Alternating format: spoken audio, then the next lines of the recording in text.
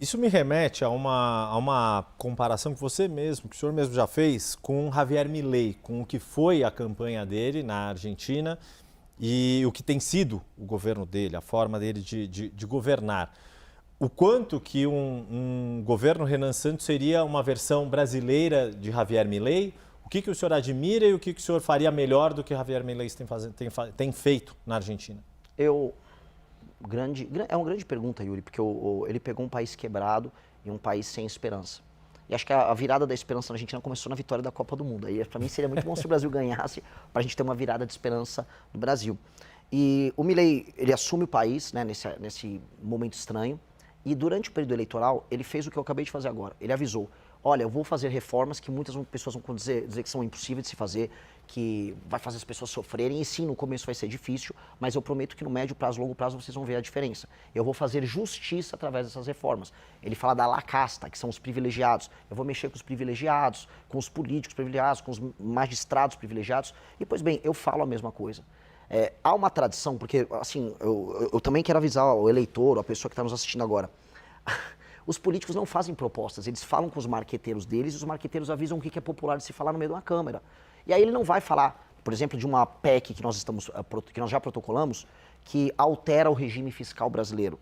Que é uma PEC que faz novamente uma reforma da Previdência, porque vai precisar mexer. Nós já protocolamos, desculpa, só para explicar aqui para quem está nos vendo, pelo deputado Kim Kataguiri, que é o atual deputado que o Missão tem, foi eleito na época pelo União Brasil, né? Exato. E pôde migrar para o Missão agora. Então ele protocolou, exatamente, essa é uma PEC que altera o regime previdenciário e assim, quem falar para você que não vai fazer reforma nisso está mentindo, que altera as indexações e as vinculações, que são temas muito difíceis de explicar, acho que a gente nem tem tempo de explicar aqui, mas que são temas que vão ter uma resposta muito forte da esquerda e dos sindicatos. E aí todo político vai falar com o seu marqueteiro e vai falar, não, isso é impopular. O Milei falou na Argentina, olha, eu vou fazer, eu vou comprar a briga. E eu falo a mesma coisa, nós precisamos comprar essa briga e quem fugir da discussão está mentindo. Mas o que eu aviso também, vou comprar a briga, pode soar difícil no começo, mas depois de um ano eu vou poder trabalhar nas alíquotas dos impostos e eu vou poder trabalhar na queda dos juros. E aí o seu dinheiro vai valer mais e o produto vai custar menos. Aí você vai sentir que você está ganhando mais dinheiro, você vai ter mais capacidade de pagar suas contas e de viver melhor. O que eu aviso é o brasileiro, né, o corpo da economia brasileira é um corpo doente. E você não vai resolver um corpo que está doente dando sorvete para ele. O Lula ficou oferecendo sorvete para o corpo doente. Ó, toma agora um Vale Gás, toma uma energia elétrica. E o Flávio, ele não fala nada. Não vou falar nada, tá, doente? Eu vou ficar quieto porque uma hora você vai sair andando. Dica, não vai sair andando, o corpo vai morrer e eu vou ter que dar um remédio muito amargo. Mas depois do remédio amargo, o corpo vai voltar a funcionar. Larissa? Pré-candidato, eu queria entrar em alguns assuntos que também têm sido pauta, principalmente no Congresso Nacional, e que eu tenho visto alguns posicionamentos do senhor nas redes sociais. Eu queria saber a opinião do senhor, por exemplo, sobre o PL da misoginia e outros textos também que nos últimos tempos têm focado em tentar evitar a violência contra a mulher, que tem sido crescente no nosso país. O senhor é contra esse PL? O porquê? Qual que o senhor disse dessa necessidade de tentativa de se aproximar das mulheres? Como fazer esse caminho num público que, até onde a gente tem acompanhado, não tem uma preferência direta pelo senhor pelos últimos posicionamentos? Grande pergunta. Veja, quando eu rodei o interior do Maranhão, quando eu rodei o interior do Ceará, fui em cidades tomadas pelo Comando Vermelho, quando eu fui no Rio de Janeiro, absolutamente nenhuma mulher me parou para falar que estava muito preocupada com o avanço da misoginia em redes sociais. Elas estavam preocupadas que o filho dela estava sendo assaltado, que a filha dela estava sendo assaltada, que ela estava sendo assaltada. Falou, por favor, acaba com esses bandidos. Inclusive, as pesquisas demonstram que há uma preocupação com a violência, ela é enorme. Está sempre violência e corrupção dentre as maiores preocupações do brasileiro. Ela também está preocupada se a escola que o filho dela está estudando está alimentando bem a criança, e se a criança está aprendendo, e se ela vai ter um transporte bom para ir e voltar do trabalho dela, porque essa mulher, em geral, uma mãe solteira, cujo pai, em muitos casos, não paga pensão e ela é obrigada a cuidar da vida. Essas são preocupações materiais e concretas. Só que a gente chega nas redes sociais e vem essas discussões do movimento feminista, que olha, nós precisamos discutir a misoginia. E o que isso gera?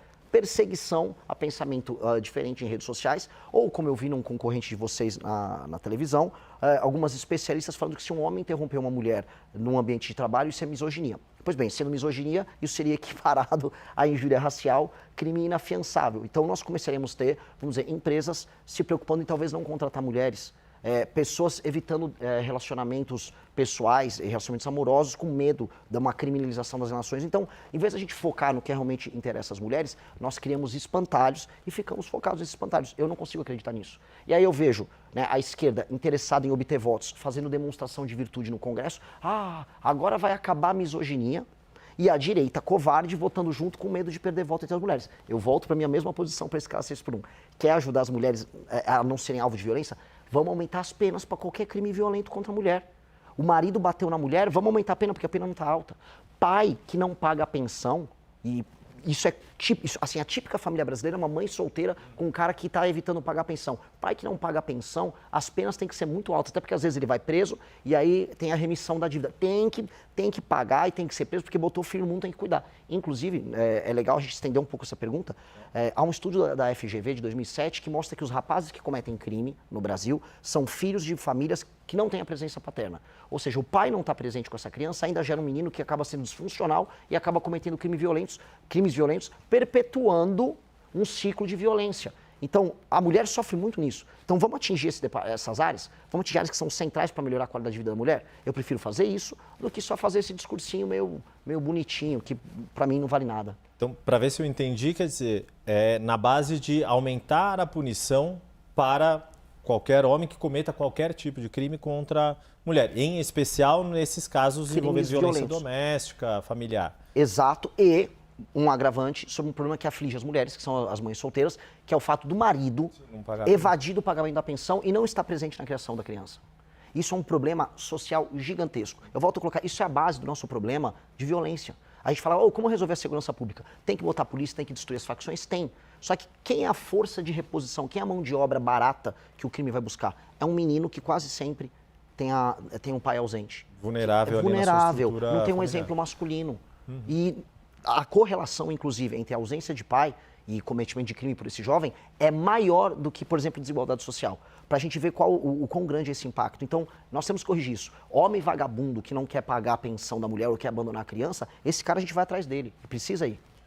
O senhor mencionou a questão aí do combate ao crime organizado e também tem sido uma referência que o senhor sempre tem citado nas políticas de segurança pública, que é o presidente de El Salvador, Nayib Bukele, que se tornou uma referência que muitas lideranças, principalmente aqui na América Latina, têm citado. Agora, El Salvador é um país incomparavelmente menor do que o Brasil.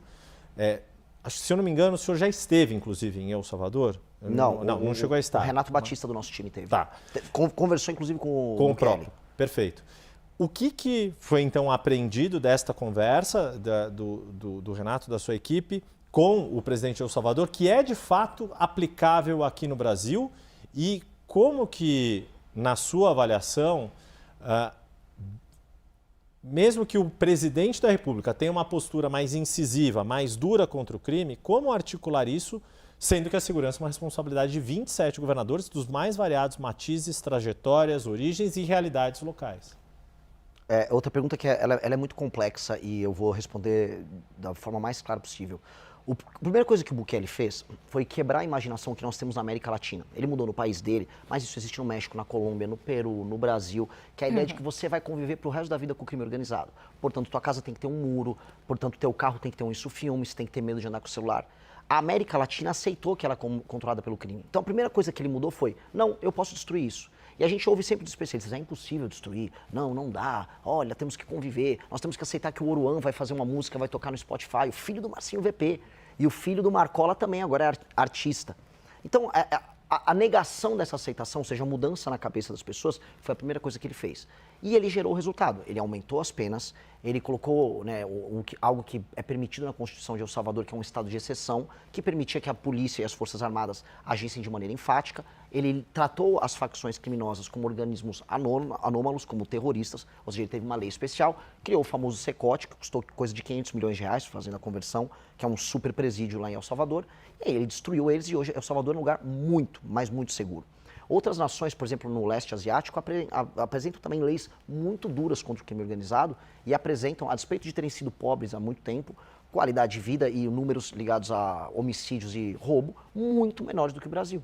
Então, ir por esse caminho, e eu posso falar de nações maiores do que El Salvador, eu posso falar da China, que é gigantesca, que apresenta, vamos dizer, leis penais quase tão duras quanto El Salvador, num estado de exceção, mostram que a gente tem esse caminho de enfrentamento. A questão é que a gente simplesmente não está tentando. E nós temos que tentar, porque nós temos que parar de aceitar que nós temos que esconder o celular quando a gente anda na rua, que uma mulher tem que ter medo de sair do ônibus e chegar até a casa dela. A gente não tem que ter medo de nada. Assim como nós temos que tirar da nossa cabeça a ideia de que cidades têm que ter favelas, que a favela faz parte da nossa personalidade, que a pobreza faz parte da nossa identidade, que nós temos que ter, sei lá, um pé de meia para a criança ir para a escola. Isso é tudo loucura. E a gente aceitou que a gente tem que viver uma vida de louco. Então, nós temos que endereçar essas grandes questões com a mesma missão que o Bukele entrou. Eu vou acabar com o crime organizado, com as medidas duras que ele adotou e com a nossa capacidade bélica, nós temos através das polícias e da inteligência com o COAF e Polícia Federal. Nós temos que endereçar a questão dos investimentos estatais para acabar com a favela, que é o lugar em que o crime, infelizmente, domina as pessoas. A gente está falando de praticamente 50 milhões de pessoas que vivem sob a interferência direta do crime organizado. E mudar a imaginação do brasileiro de que é possível viver num lugar que é muito bonito e que pode ser feliz. Hoje nós temos um Brasil que tem um potencial enorme, mas é um país triste, cujas cidades são feias. As cidades do Brasil são horríveis. Todas as casas são muradas, as ruas são abandonadas e as pessoas têm medo de andar. Então, essa mudança cabe ao Poder Executivo. Esse é um papel do presidente.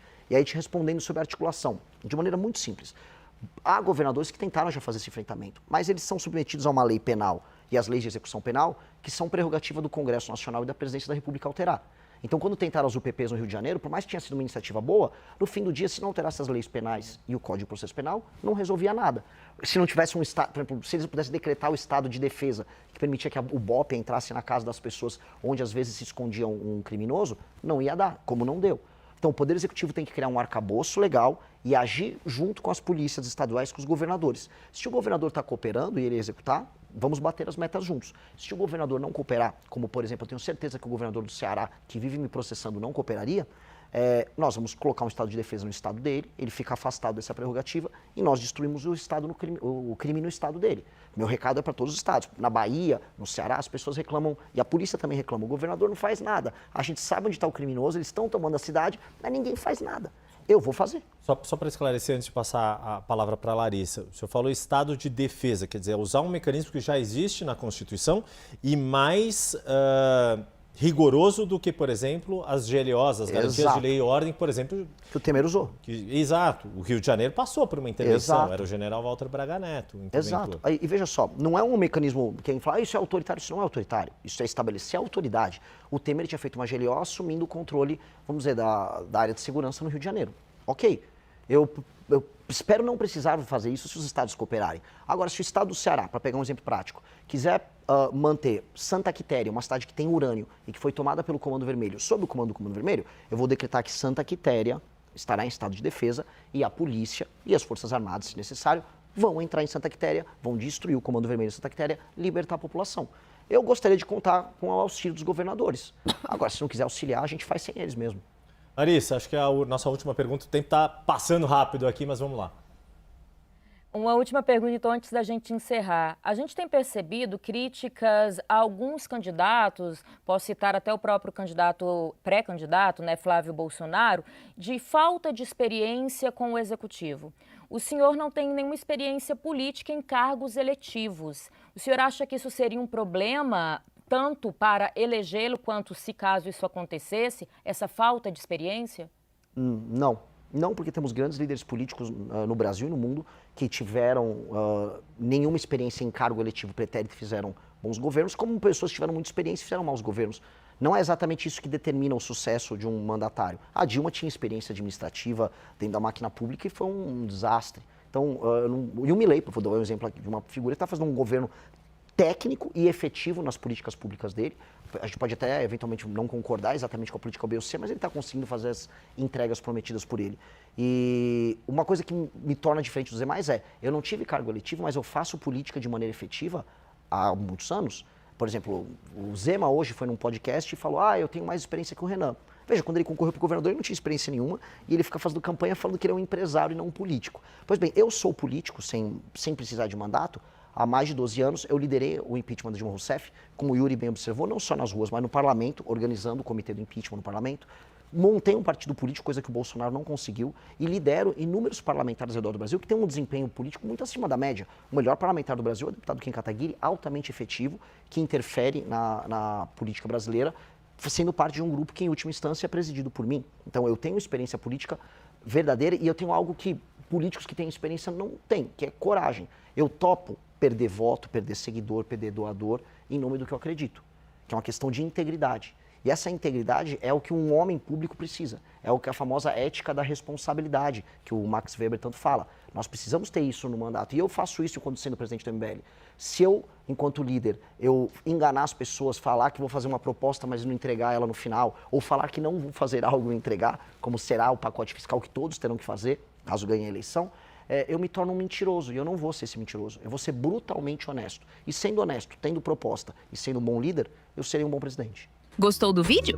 Para mais vídeos como este, inscreva-se no canal Glorioso Futuro. Não se esqueça de deixar o like e comente abaixo o que achou. Te vejo no próximo vídeo.